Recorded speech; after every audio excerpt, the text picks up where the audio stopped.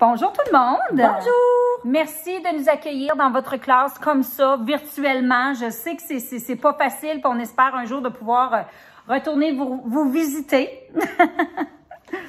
Ben, là, je vous demanderai pas de lever la main, mais qui d'entre vous aimerait tellement avoir une carrière tellement le fun qu'ils n'ont pas l'impression d'aller travailler à chaque jour? On va commencer par se présenter. Donc, moi, c'est Chantal et c'est ma soeur Nathalie Deslauriers et on appartient au studio Chantali, qui est un salon de coiffure à Embrun depuis maintenant 23 ans. Je sais pas si vous me donnez la permission qu'on vous raconte un petit peu notre histoire de comment on s'est rendu jusqu'à ici à vous parler dans votre classe. Alors, il était une fois, un soir de novembre 1997, j'ai décidé d'aller voir ma soeur dans sa chambre. Puis, on a commencé à discuter de notre situation un petit peu professionnelle parce que toutes les deux, on avait gradué de l'école de coiffure, on était coiffeuses, on travaillait dans le même salon, mais il nous manquait quelque chose. On savait pas trop, mais c'était la flamme entrepreneuriale, avoir notre entreprise. Mais du haut de nos 21 et 24 ans, on savait pas trop c'était quoi une entreprise, mais la force de nos rêves était tellement forte que les peurs étaient pas importantes. Alors, on s'est regardé et on a fait « Oui, go, go ». Alors, j'ai tout de suite dit « On va appeler ça Salon Chantali ». Chant pour Chantal et Tali pour Nathalie. Là, moi, j'ai dit non. Sketen un peu. Donc, on va appeler ça studio. On va mettre un S au début puis un Y à la fin. Ça fait plus comme une petite griffe. C'est ça. Alors, à partir 2 mois plus tard, qui était le 6 janvier 1998, Studio Chantali, avec un Y et un S au tout début, a pris naissance. Tada! J'étais bien excitée. Mais là, 10 ans plus tard, pourtant, on avait une grosse clientèle. On était maintenant rendu 4 stylistes, une assistante à temps partiel.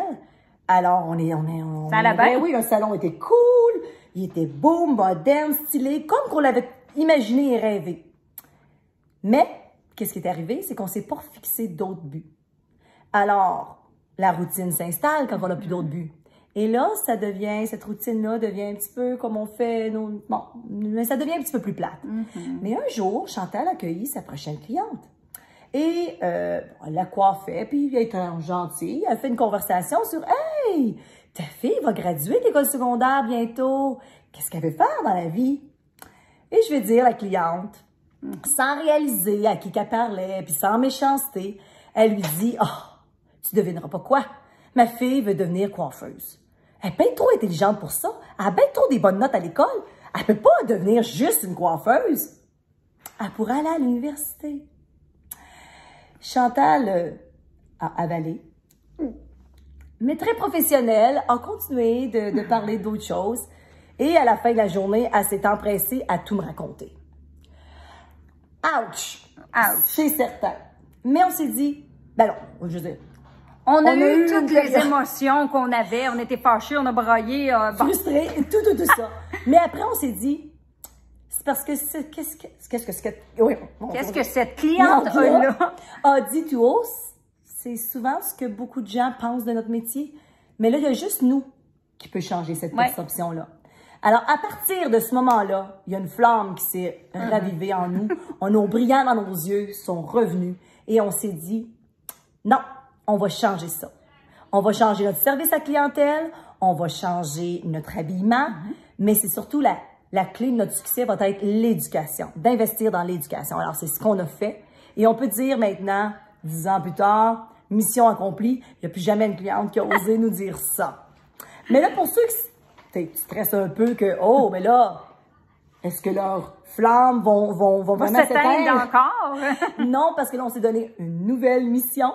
Et c'est ça, on va aussi vous parler à un étudiant à la fois, de nous parler de cette passion-là qu'on a pour la coiffure. Donc, c'est pour ça qu'on est ici aujourd'hui. On s'est donné comme mission d'aller vous parler de notre métier qu'on aime tant.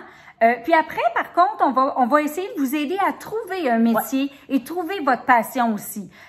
Donc, ce ne sera pas juste de la coiffure qu'on va parler aujourd'hui. Mais le métier de coiffure, c'est vraiment un métier qui est en pénurie en ce moment. Tous les salons de coiffure cherchent des coiffeuses, donc c'est vraiment un job assuré. Mais bon, comme on a dit, il y a plein de mythes, c'est mal vu, donc on va survoler ça un petit peu. Mais commençons par la base. Qu'est-ce qu'on fait de nos journées en coiffure? Eh bien, on fait l'évident, on coupe des cheveux, on fait des colorations, balayage, mèches, des extensions, des coiffures montées pour les bals définissants, mariage, etc. On fait du maquillage aussi. Permanentes, les permanentes sont revenues, hein, les belles bouclettes, exactement, des défrisants. Mais on réalise dans tout ça, ça c'est côté technique, mais ce qu'on fait le plus, c'est le service à la clientèle. Puis ça, souvent, on ne nous dit pas assez à l'école de coiffure qu'il faut avoir ce charisme-là avec les clients. Puis moi, ce qui m'a beaucoup attiré vers le métier, c'est aussi le contact avec les gens. On ne parle pas à des ordinateurs. Non, c'est vraiment concret. On touche les gens. Et quand on touche les gens se livrent à nous et on a vraiment une relation vraiment spéciale avec eux. Surtout quand on est dans un monde plus électronique maintenant. Alors, c'est beaucoup plus froid. Alors, moi, c'est certain que j'aurais de la difficulté à travailler dans un monde chez moi devant un ordinateur. Alors, j'ai besoin de ce contact-là. Alors, le gros plus de notre métier, c'est le contact avec les gens, ce service à clientèle-là qui, en tout cas, nous allume, nous. Ouais, et puis c'est certain qu'une coupe de cheveux, on peut pas se la faire faire par Internet. Donc, c'est quelque chose que c'est un métier qui va toujours être face à face avec des gens. Alors, le but premier, quand on devient coiffeuse, nous, on dit toujours, c'est de devenir une coiffeuse qui est accomplie. C'est quoi ça, une coiffeuse accomplie? Ben, c'est une coiffeuse qui est en grande demande. Donc, tu sais, son horaire est fait là, pour comme un 6 mois à l'avance. Les gens appellent, ils veulent juste elle ou lui. Je dis coiffeuse, mais c'est coiffeur aussi. Tu sais, qui est vraiment populaire. Mais là, c'est quand tu deviens populaire comme ça, c'est que tu peux te permettre de monter tes prix parce que les gens vont venir quand même te voir. Donc, c'est ça, parce que ça, souvent, le salaire, hein, on se le fait demander tout le temps. Ça paye comment être une coiffeuse? Puis on dit la même chose tout le temps, c'est toi qui décides. C'est la coiffeuse. On a comme 400 coiffeuses chez nous qui travaillent pour nous. Ils ont toutes, chacune un salaire différent. Puis des fois, c'est étonnant de voir que c'est la plus jeune qui est rentrée, qui charge moins cher que les plus vieilles qui ont moins d'expérience, mais qui peut sortir un aussi gros salaire. Donc, c'est l'ambition que tu as. Mais, donc c'est ça. C'est de s'éduquer. Donc là, quand que tu t'éduques, tu peux charger un peu plus cher parce que là, tu as des techniques avancées, comme on parlait un petit peu tantôt. Augmenter son professionnalisme, la façon qu'elle s'habille, tout ça compte dans la façon qu'elle peut devenir comme une coiffeuse accomplie.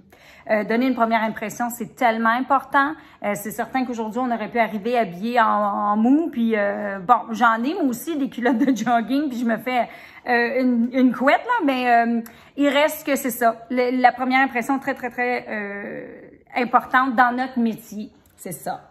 Mais moi, je dis toujours, puis ça, c'est dans notre métier, mais c'est dans beaucoup de métiers aussi, c'est pas avoir peur de rêver grand. Rêver grand.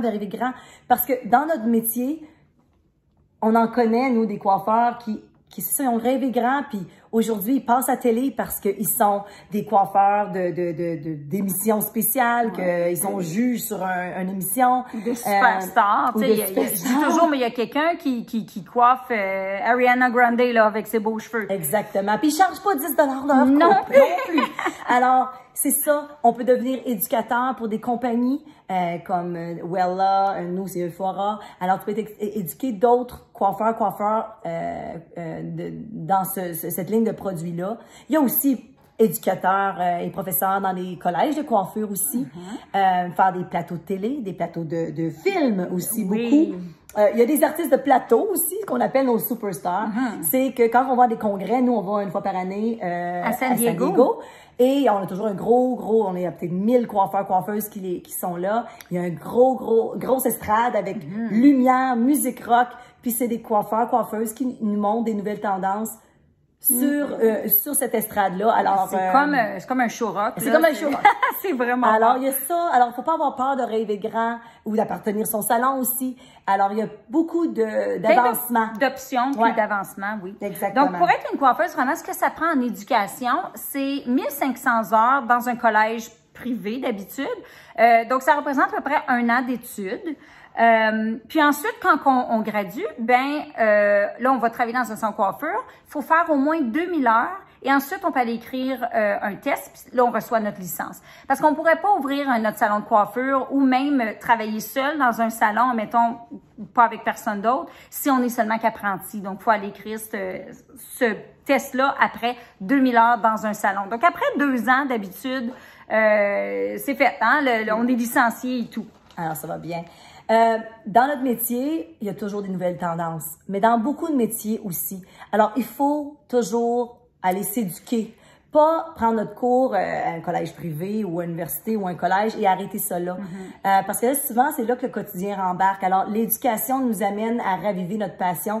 Alors, il faut aller voir l'éducation qui continuer ça, parce que dans notre domaine, seulement 20% continuent leur éducation après le collège de coiffure de base, qui est quand même bien, mais c'est la base. C'est la base. Si nous, on n'avait jamais continué notre éducation, ben on est vieille là. Donc, on ne ferait pas des balayages, on ferait pas des mèches même au papier parce que c'était des petits casques qu'on sortait les mèches. Donc, on serait vraiment ce qu'on appelle has-been, là. Je veux dire, on serait pas populaire, notre salon marcherait pas pantoute si on n'avait jamais continué notre éducation dans notre domaine. Alors, c'est triste que seulement que 20% qui ont continué, que 80% des coiffeurs-coiffeuses qui vont pas revoir chercher ces nouvelles tendances-là. Puis souvent, ben ils arrêtent le métier parce qu'ils sont plus passionnés. Et donc, voilà. mais pour n'importe quelle industrie, métier, continuer l'éducation, que ce soit des petits cours ici et là. Et se fixer des buts. Oui, exactement. Alors, je suis certaine qu'avec la coiffure, vous avez souvent entendu des commentaires négatifs ou toutes sortes de petits mythes. Moi, à un moment donné, c'est une petite histoire cocasse. Ma fille est à la maison avec une de ses petites amies. Puis, j'entre dans sa chambre, puis ma fille est en train de brosser les cheveux. Je sais pas qu'est-ce qu'elle y fait. Puis là, je dis, « Oh, tu vas-tu être une coiffeuse comme ta maman? » Je sais pas qu'est-ce qu'elle veut faire dans la vie. C'est pas grave. Je m'en fous. Mais bon, parce qu'elle faisait les cheveux de son amie, je lui dis ça. Ma fille n'a pas le temps de répondre que l'autre petite amie dit, « Ah, moi, ma maman, elle a dit de pas être une coiffeuse parce que t'as pas de vacances payées. » Hein? Mais là, je comprenais pas, j'ai rien dit. Puis là, je me disais, mais voyons, chez Chantaly, mes coiffeuses, ils ont des vacances. Il y en a qui sont rendus à 4 semaines de vacances. Je comprenais pas. Mais je me suis dit, non, c'est ça la perception des gens. C'est qu'il y en a qui pensent comme, ah non, t'as pas de vacances, t'as pas de plan de pension, t'as pas, ben ça dépend où tu travailles, ça dépend. Mais on peut pas changer ça, tu sais. C'est quelque chose perception qu'on est là justement aujourd'hui pour changer ça. Pour changer ça. Ensuite, moi, cette histoire-là m'a fait bien rire. La cliente à Nathalie, elle est exactement notre âge, hein. Puis à chaque fois qu'elle vient au salon, là, elle adore ça, elle veut tout savoir, là, les techniques. Nathalie, elle montre comment faire des techniques, elle aime tous les produits. Puis là, elle dit, moi là, quand on faisait le choix de nos collèges, elle dit, je voulais donc m'en aller en coiffeur. Mais tu sais, ma mère m'a dit, ah, c'est dur ça, ce job-là. T'es debout sur tes jambes tout le temps. Tu vas travailler les fins de semaine, les soirs. Le mec, t'as des enfants, ça va être compliqué. Va travailler au gouvernement, ça va être moins compliqué. Elle est au gouvernement. C'est moins compliqué, peut-être. C'est moins compliqué, peut-être, avec les enfants. Mais elle dit elle-même, comme, elle trouve ça plate. Elle y va avec des beaux cheveux, par exemple. Parce que le talent, elle a un talent inné, cette fille-là. Elle est belle, elle se fait des cheveux mieux que nous-mêmes. Mais c'est ça. Elle a opté pour le facile. C'est dommage parce qu'elle n'a pas vécu de sa passion. Et je vous souhaite tous de vivre de votre passion. Parce qu'un autre, souvent, mythe en coiffure, c'est quand vous ne ferez pas d'argent. Mais comme on disait tantôt, toi seul, tu fais ton propre salaire. Alors, si tu deviens la meilleure, le salaire vient avec. Alors, il y a sky's the limit avec l'argent en coiffure. C'est la personne qui décide qu'est-ce qu'elle décide de faire comme salaire. Alors, oui, puis souvent, c'est ça. On va se faire comparer à des Barbie parce qu'on est un métier très superficiel. Mais encore là, oui, il y en a qui ont noirci notre parce que c'est des filles pas intelligentes, bon, qui sont juste, tu sais, axées sur leurs cheveux mais en même temps, non, c'est plus loin que ça. Moi, je dis toujours, notre métier, c'est oui de rendre la personne belle, mais souvent, quand on rend la personne beau ou belle, ils ont une confiance en eux et ils sont capables de justement aller demander une promotion, d'aller passer une entrevue parce qu'ils se sentent bien. Alors non, c'est pas seulement qu'un métier superficiel, ça va beaucoup plus creux que ça. Oui, parce que moi, je me rappelle d'être au secondaire, puis dans le temps, on avait une 13e année. J'ai pris ma 13e année. J'avais pas besoin parce que c'était vraiment pré-universitaire. Moi, je savais que je m'en allais en coiffure, puis j'avais pas besoin de prendre ma 13e année. Je l'ai fait pareil parce que, bon, j'étais avec des amis, puis je trouvais que, je vais être jeune, sortir de l'école. Mais je me rappelle de pas le dire que je m'en allais en coiffure. Je l'ai gardé pour moi. Mes amis proches le savaient, mais quand le monde disait « Tu t'en vas en quoi? » « Ah, peut-être, je sais pas, je sais même plus ce que je disais, tu sais. Parce que pour moi, le dire, c'était comme si, je pense que je l'avais vu aussi, ah, OK, elle s'en va juste en coiffure, tu sais. Mais je leur ai prouvé que je suis pas juste une coiffeuse aujourd'hui, donc c'est ça. C'est ça. Mais je suis certaine dans votre entourage qu'il y en a des gens qui vous découragent pour qu'est-ce que vous avez fait comme choix. Ouais. Et je veux juste vous dire que vos parents sont pas pour être des parents nous-mêmes. Ouais. On n'est pas méchants là-dedans. C'est parce qu'on va prendre ce métier-là que vous allez offrir à vos parents, dire, moi, ça me tente de faire ça. Ils vont vous décourager parce que eux le feraient pas. C'est face à eux. C'est ça. Je dis toujours, comme moi, si ma fille, ben j'ai 3 filles, si une de mes filles m'arrive, puis maman, je veux vraiment être infirmière, je vais être la première peut-être à dire, sans le vouloir, de dire, ben voyons, t'as-tu pensé? Tu vas travailler la journée de Noël, tu vas ramasser peut-être du vomi, tu vas voir du sang, parce que tout ça, moi, m'attire pas. Moi, c'est pas ma passion. Mais encore là, il faut prendre du recul puis dire, OK, moi, je serais pas infirmière, mais peut-être que elle, c'est sa passion. Alors, peut-être que vos parents, vos enseignants, tous ceux qui vous découragent, le font pas pour mal faire. Non. Ils le font parce que face à eux, dire, hey, il y a beaucoup de négatifs. Mais dans chaque métier, il y a du négatif. Il y a toujours du négatif. Alors, si tu as la passion, ce négatif-là se prend très bien. Ben oui. Oui, puis comme on dit souvent, tu sais, si vous voulez arriver à vos parents avec une certaine, peut-être... Crédibilité. Crédibilité, ouais. C'est certain qu'arrivez pas en pétant une crise d'adolescent, là. Arrivez avec des points, des recherches que vous avez faites. Voici le collège ou l'université ou collège privé ou n'importe quoi. Voici en sortant ce que je peux faire, ce qui s'ouvre à moi, c'est quoi les salaires. T'sais. Faites vos recherches pour arriver vraiment avec un beau plan. Puis vos parents vont vous écouter. Donc ça, souvent, c'est quelque chose qu'on... Puis parler de cette passion-là. Oui, de qu'est-ce qui vous anime vraiment. Là, je suis certaine là, que vous êtes tannés de vous, puis si vous n'avez pas fini, de vous faire demander, c'est quoi tu veux faire dans la vie? Dans quoi tu t'en vas plus tard? C'est fatigant, mais en même temps, c'est ça. C'est les gens autour qui vous aiment puis qui veulent vous guider un petit peu dans quelque chose. Donc là, ce qu'on a préparé, c'est un petit questionnaire. On l'a partagé, mais je ne sais pas si votre enseignante a eu la chance de pouvoir l'imprimer, mais c'est pas grave. Regarde, c'est juste des petites questions des fois à se poser, puis ça peut nous aider à faire un choix. Alors, comment trouver sa passion? Si je gagnais, ou si vous gagnez, 65 millions demain matin, là, quelle serait mon occupation pour remplir mes journées? Tu sais, après avoir acheté là, tout le matériel de luxe puis les PlayStation 5 de ce monde, quelle différence je vais apporter à la société? Donc, des fois, c'est une petite question à se poser. Puis, c'est intéressant parce qu'on l'a posé à un moment donné à notre neveu, il est dans vingtaine maintenant. Puis, bon, il se cherchait lui-même, tu sais. Puis là, il dit, tu gagnes 65 millions, à soir, tu fais quoi demain matin? Là, l'argent est plus important. Là. Tu fais ce que tu veux dans la vie. Puis là, bon, on savait pas trop. Puis il fait... Je pense que j'irais travailler à l'épicerie du coin. Et là, notre autre sœur, sa mère, hey, les yeux ils ouvrent. Là, nous, on la regarde, c'est rien. Pourquoi? Pourquoi? Ben, parce que ça serait le fun, il me semble, c'est pas trop de trouble. Je vois du monde toute la journée, puis ben c'est ça. Après ça, je m'en retourne chez nous. Mais c'était pas juste voir du monde, c'était du voir du monde de chez nous. Donc local. là, on a dit, ah...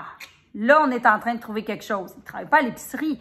Sauf qu'on a dit, toi, tu as besoin d'être dans ton environnement. Tu as besoin de travailler avec du monde. Déjà là, on vient d'éliminer plein d'affaires. C'est pas le petit gars qui va déménager à Vancouver pour aller travailler. Donc, il faut qu'il reste chez eux. Puis là, bon, les choses ont fait qu'il est allé au collège, puis il a travaillé pour un concessionnaire de voitures à temps partiel la fin de semaine, répondre au téléphone, nanana. Mais il y a du charisme. Il y a des matantes, peut-être. Il y a du charisme. Puis là, son employeur a dit... Je vais te mettre à vendre des chars, mais regarde, si t'aimes pas ça, c'est pas grave. Et en dedans de 6 mois, c'était le meilleur vendeur. Mais pourquoi? Il est dans notre village. Il y a la passion des gens. Des gens, c'est ça. Il veut aider. Alors, les gens qui arrivent vers lui dire, je vois une voiture, ben, il va tout faire pour que cette voiture-là soit bonne pour eux. Le prix qu'ils veulent. Alors, il a découvert une passion des gens. C'est ça, c'est important. C'est ça. Alors, donc, souvent, se poser la question, si l'argent n'est pas un facteur, j'ai pas besoin d'argent, qu'est-ce que je ferais? Puis des fois, ça peut être intéressant puis vous aider. Une autre question, ce serait, qu'est-ce qui m'inspire assez, qui me motive, que je pourrais faire sans être payé? Donc, encore là, alors moi, ça, là, moi, des cheveux, j'aurais fait des cheveux sans me faire payer. Même qu'à nos débuts, on chargeait pas assez cher parce que pour moi, c'était comme, ah ben non, c'est bon, ben ça me prend pas de temps. Ou, oh oui, mais ça, j'aime ça, faire ça. Mais c'est pas grave, faut vivre de ça quand même, tu sais. Mais ça, c'était un exemple parfait que moi, des cheveux, puis le maquillage à mes amis, j'aurais fait ça pendant des années sans me faire payer. Exactement. Et ma fille, justement, quand elle a vu cette question-là, elle me dit, oh, moi, j'irais faire du bénévolat dans un voyons... Ah, j'ai inclus mon anglais, un shelter d'animaux. D'animaux qui sont perdus ou laissés à l'abandon. Et parce que là, elle voyait juste comme pas un vrai emploi, mais je dis, mais qu'est-ce qui t'attire de ça? Oh, ben les animaux. Alors, j'ai dit, bon, ben, regarde, tu es en train de dire que une de tes passions, c'est les animaux. Alors, va explorer tous les métiers qu'il y a des animaux. Il y en a plein. On pense aux vétérinaires, mais il y en a plein à part ça. Alors, puis là, elle a dit, je pourrais faire peut-être une genre de garderie de chiens. Puis en plus, que ça pourrait être moi qui fais comme tondre leurs poils, là, en tout cas, l'entretien. Puis là, elle était rendue, je pourrais faire des biscuits écologiques, pas écologiques, voyons, on cherche le mot, organiques. Bon, puis avoir sa boutique et elle venait de se bâtir une business en 2 minutes. Donc, se poser ces petites questions-là. Dans mes rêves le plus fou, je m'imagine exécuter quoi? Tu sais, trop souvent, on voit des rêves comme « Ah, mais c'est juste un rêve ». Mais tu sais, faut pas oublier qu'à un moment donné, il y a eu monsieur Walt Disney qui a décidé d'ouvrir un parc d'attractions dans les années où c'était les années de la guerre, etc., où ce que les gens dépensaient pas pour leurs enfants. Maintenant, on dépense les enfants. Pas dans ce temps-là. Donc, mais c'est Walt Disney qu'on connaît aujourd'hui. Donc, il n'y a pas de rêve trop grand, tu sais. Est-ce que j'ai un talent particulier aussi?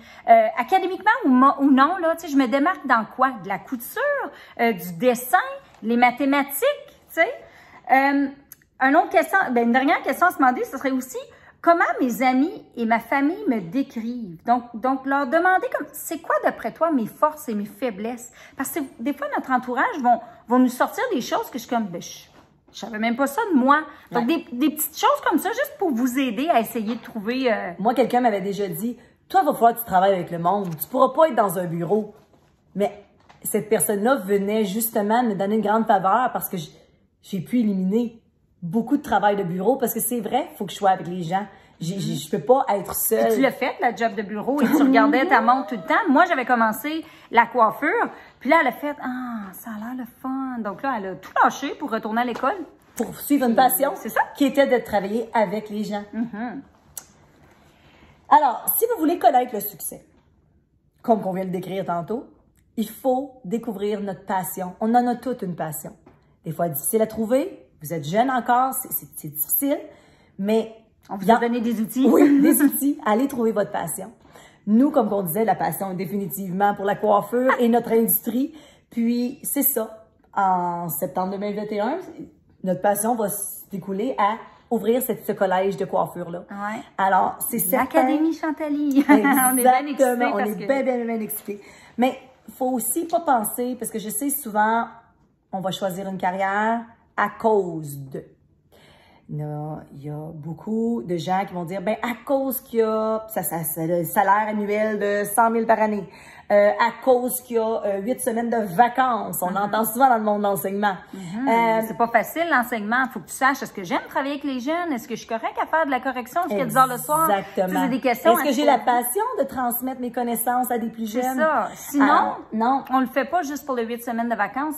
Parce que vous en connaissez probablement dans toutes vos années d'études, qu'il y a des enseignants qui étaient là par passion et vous vous rappelez de leur nom. Puis il y en a d'autres que peut-être qui avaient moins la passion, puis étaient peut-être là à cause qu'ils avaient choisi ça, à cause que leurs parents étaient professeurs ou avocats ou quoi que ce soit d'autre, ou à cause que c'est payant, à cause que c'est bien vu, à cause que, comme je dis, il y a des gens de notre famille qui veulent qu'on fasse ça. Mais souvent, c'est le fun au début, puis oui, on fait tout ça pour ces gens-là, ou pour le salaire, ou pour les vacances. Mais après un certain temps, on le prend pour acquis, tout ça. Puis là, la routine s'installe et ça devient pas assez. Parce que je dis toujours, c'est quoi d'être riche, puis c'est quoi d'être pauvre? Parce qu'on peut faire 1 million par année. Puis si t'es pas heureux, puis faut que t'en dépenses 1,5 million pour essayer d'être heureux, t'es quand même pauvre. Alors, l'argent... Ça veut rien dire. Ça veut rien dire. Puis il faut dire aussi qu'il n'y a pas de saut métier. Je veux dire, si tu aimes travailler dans une boutique, parce que j'ai une cliente qui travaille dans une boutique, elle adorait ça, puis elle m'a dit sa meilleure job à vie, puis dans la cinquantaine, là, était de travailler dans une boutique de linge quand elle avait 20 ans. Puis je me suis dit, pourquoi tu n'as pas continué dans ça?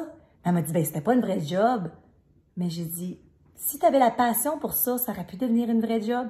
Devenir après ça gérante de ce magasin-là. Après ça, peut-être appartenir à ta propre boutique. La franchiser. Des H&M de ce monde ont commencé par quelqu'un qui était passionné. Alors, ça peut être vous. L'emmener en ligne, la boutique et tout, tu sais. Alors, faut pas penser qu'il y a des sauts-métiers. Il y a des sauts-métiers. Si vous êtes, vous adorez être serveur de restaurant, ben, encore là, vous allez peut-être, soyez le meilleur dans qu'est-ce que vous faites. Et si vous êtes le meilleur, ben, vous allez vous faire marquer. Vous allez peut-être appartenir à votre restaurant. Vous allez peut-être franchiser.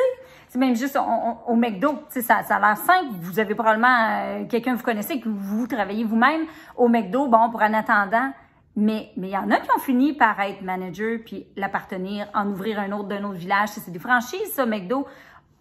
Who's laughing now, hein? Je veux dire, à un moment donné, tu as peut-être commencé par juste flipper des burgers, comme on dit, puis après ça, t'en appartiens 3-4, ben, pourquoi pas? Pourquoi pas? Si la passion est là, puis tu es dans ton environnement de travail, puis tu fais, moi, j'adore ça, être ici, ça veut dire gros, ça. Moi, je dis toujours, tu sais, en quelque part, blablabla des années, il y avait un petit gars assis sur un banc d'école comme vous, à griffonner pendant que le prof parle, puis il s'appelle Michael Kors aujourd'hui. Donc, il n'y a pas de limite. Il n'y a pas de limite. Puis encore là, l'argent, c'est pas un but dans la vie. Parce que comme je dis, l'argent, c'est juste un résultat. Alors, si on fait ce qu'on aime, puis on est passionné, puis on devient le meilleur dans ce qu'on fait, pensez-vous, je pense que l'argent va venir. Ça suit. Ça suit. Alors, faut pas que ce soit, moi, pour être heureux, ça me prend X nombre de dollars. C'est plutôt, moi, pour être heureux, il faut que j'invente telle affaire ou que je me rende, je sais pas, il faut juste exploiter cette passion-là et l'argent va venir. Comme qu'on dit, nous, notre but d'avoir une école de coiffure, c'est pas d'atteindre un chiffre particulier. Nous, notre but, c'est de créer des superstars de la coiffure. C'est de faire que nos étudiants soient les meilleurs, que notre académie soit reconnue comme la meilleure dans la région d'Ottawa et peut-être même dans tout l'Ontario. Alors, si vous pensez qu'on est... Oui, on peut franchiser un jour, il y a plein d'options, donc... Alors, si vous pensez qu'on réussit à être cette école-là, puis qui est la meilleure, on va dire, dans Ottawa ou même dans l'Ontario, pensez-vous pas que l'argent sera pas là aussi? Parce que des élèves de partout vont venir à notre école, parce que on va être les meilleurs. Alors, notre but, c'est de devenir la meilleure école de coiffure. Alors, c'est ça notre but. Les choses faire le reste. Raconte donc l'histoire, Nathalie, tu sais, là, de la job la plus populaire à un moment donné. Je veux pas donner le punch. Donner le punch. C'est qu'à un moment donné, j'ai lu qu'il y avait eu une genre d'étude dans un magazine américain sur des métiers à travers le monde et quels métiers qui étaient les plus payants en sortant de l'école. Et le métier le plus payant en sortant de l'école était le métier d'avocat-avocate. Alors, plusieurs années plus tard, il y a eu un boom dans ce métier-là. Beaucoup de gens en droit. Oui, parce qu'on le sait que c'est bien reconnu. C'est payant. C'est payant. Alors, hey, la recette parfaite, beaucoup de gens sont allés là-dedans. Et là, dans leurs études, ils voyaient que ce métier-là avait le plus haut taux de suicide et de grosse dépression, à 50%. Alors, tu fais, aïe! Mais moi, je me suis dit, non. Si c'était un métier si déprimant que ça, les chiffres seraient à 100%. 100%, ouais. Pourquoi que 50%, eux, ça va bien? Pensez-vous? En tout cas, moi, je me dis, ces gens-là, ils ont la passion pour le droit. Ouais. De défendre la loi. C'est ça leur passion. Et oui, ils ont le prestige qui vient avec. Ils ont peut-être le bel auto, le beau salaire, tout ça. Le chalet en voyant puis tout. Mais leur passion première est pour la loi. Et ils le font de tout cœur. Alors, ceux qui sont l'autre 50%, c'est parce qu'ils l'ont fait à cause que c'était payant. À cause que c'était bien vu. À cause que d'acheter un bel auto et un chalet. Mais à un moment donné, ce métier-là, comme beaucoup de métiers, peut devenir lourd. Je pense à des chirurgiens en médecine, les gens meurent. Je me dis, mon Dieu, comment ils font? Mais encore là, c'était la passion de guérir les gens. Oui, tu as des patients qui meurent, mais tu t'accroches à ta passion de sauver. Tu peux sauver. Alors, ça, c'était une belle histoire de ayez une passion, puis tous les côtés négatifs de chaque métier, ce sera pas si grave, vous allez passer au travers. C'est ça. Puis le bonheur, on pense toujours qu'il va arriver quand on va être à ce salaire-là. Non, c'est de vous rendre à ça et être fier de vous à chaque petite étape. On se fixe un but, puis on avance tranquillement. Et rendu là, on s'en fixe un autre. Oui. Parce que sinon, c'est comme monter une montagne. Si on se dit, on va être heureux jusqu'à qu'on va être en haut, ben c'est long avant de monter. Et rendu là, ça dure pas longtemps. Et après, il faut redescendre. Alors, toujours le bonheur de se rendre au bout de la montagne et se refixer une autre montagne et aller plus loin parce qu'on peut toujours aller plus loin. J'ai une autre histoire. Ouais, Nathalie, raconte-nous notre histoire d'autobus. Je l'aime, celle-là. Parce que je dis toujours, comme je disais, pour se rendre au bout de la montagne, des fois, ça peut être difficile. Des fois, il y a des métiers que vous allez choisir, que ça peut être des longues études. Et en tout cas, on ne sait jamais c'est quoi le trajet. Mais je dis toujours comme choisir que ce soit un collège privé, que ce soit une université, que ce soit n'importe quoi. C'est comme des autobus. Mais si vous embarquez dans un autobus sans savoir où est-ce que vous en allez, tout comme si vous entrez à l'université ou à un collège. On va dire ton autobus, c'est l'université. Et vous embarquez dans cet autobus-là, mais vous ne savez pas vraiment où est-ce que vous en allez au bout. On prend des cours pour prendre des cours. C'est qu'à un moment donné, même cette route-là d'autobus, vous allez trouver que oh mon Dieu! Même si je vous dis que l'autobus... Non, c'est ça, vous embarquez dans l'autobus, c'est ça. C'est ça, je te pour dire. Dis-leur qu'on embarque demain matin. On embarque demain matin dans cet autobus-là, mais on ne sait pas où est-ce qu'on s'en va. Après un petit bout, je suis certaine que beaucoup d'entre vous vont dire « Ah, il fait chaud. Ah, ça commence à puer. Ah, j'ai soif. Ah, c'est long. » Are we there yet? Exactement. Et probablement, vous allez faire hey, « c'est quand que ça arrête? Moi, je débarque. » Plus capable. Plus capable. Mais si je vous dis on prend cette même autobus-là, mais que dans 26 heures, on va être sur une plage en Floride, puis on va se faire un party du siècle. Ah! Tout d'un coup, cette même autobus-là, c'est long, ça pue, c'est bumpy, il fait chaud. Tout d'un coup, c'est pas si mal, parce qu'à un moment donné, on voit un palmier. À un moment donné, on voit qu'il fait un petit peu plus chaud. Et on voit on voit tout ça parce qu'on sait où on s'en va au bout de la ligne. On sait qu'est-ce qui nous attend au bout de la ligne, donc ça vaut la peine d'attendre. Ça vaut la peine d'endurer. Dans les prochaines années, vous allez avoir des choix à faire dans quel autobus embarquer. Mais c'est pas grave l'autobus à prendre. Faites juste certain qu'au bout, ou votre destination finale, il y a une passion assez grande qui vous anime, que même si la route d'autobus n'est pas la meilleure, vous allez vous rendre et vous allez être heureux. Je vais, comme devoir, parce que oui, je vous donne des devoirs. Non. Commencez plutôt avec tout ce qu'on vous a énuméré aujourd'hui, le questionnaire, commencez à vous poser des questions. Qu'est-ce qui me passionne? Qu'est-ce que ça me tente? Faites vos recherches, faites des recherches Google sur certains métiers. Allez voir les gens qui travaillent ce métier-là. Allez passer une journée, une semaine, quand vous avez votre semaine de relâche ou même à l'été. Nous, ça nous arrive souvent, puis je suis comme, ben oui, viens au salon, comme, viens voir comment ça marche, la frénésie et tout, parce qu'il y en a des fois qui font, oh, OK, non, c'est pas pour moi, c'est pas mon genre, puis d'autres qui vont vraiment tomber en amour avec le métier. Donc, vous êtes à l'âge où vous avez des jobs quand même à temps partiel, puis c'est le salaire minimum partout. Essayez différentes choses, la construction, une été, l'été d'après, peut-être la restauration. Puis des fois, c'est au travers de ces gens-là qu'on finit par faire « Oh mon Dieu, c'est exactement ça que je veux faire. Je veux faire comme cette personne-là. » Puis souvent, ces gens-là peuvent devenir vos mentors, puis vous aider, tu sais, vous guider quelle école aller, quelle école qui est la meilleure. Puis même souvent, ça peut quasiment vous sécuriser un emploi après. Oui, parce que souvent, ces gens-là, on pense toujours qu'ils n'auront pas de temps. Mais quand tu as la passion, que ce soit vos enseignants qui sont passionnés ou n'importe qui dans le domaine que ça vous intéresse, quand on a cette passion-là, on est fiers de la partager. Et on est fiers de voir que la jeunesse est intéressée qui ont la même passion que nous. Alors, ça fait plaisir à tout le monde. Vous dérangez pas personne. Alors, posez des questions et gênez-vous pas. Parce que les adultes, on est parlables aussi. Oui! Mais pour ceux qu'encore, ils savent pas trop, ils disent, mais je sais pas, commencez aussi par éliminer.